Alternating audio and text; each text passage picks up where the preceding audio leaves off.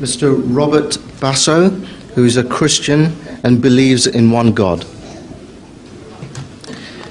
If I do good works and help your community, do I still have to become Ahmadi to go to heaven?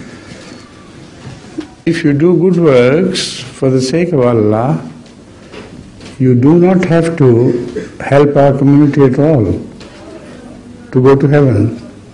What is our community? It's the service to God and service to mankind which will be appreciated by God.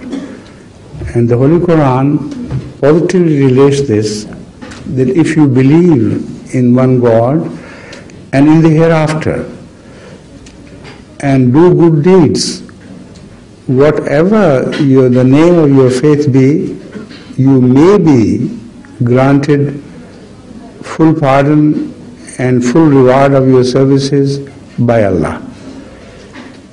It's up to Him who knows what passes in the hearts. So there is no question of serving any particular community. You go ahead and serve the mankind, but just for the sake of God. Thank you.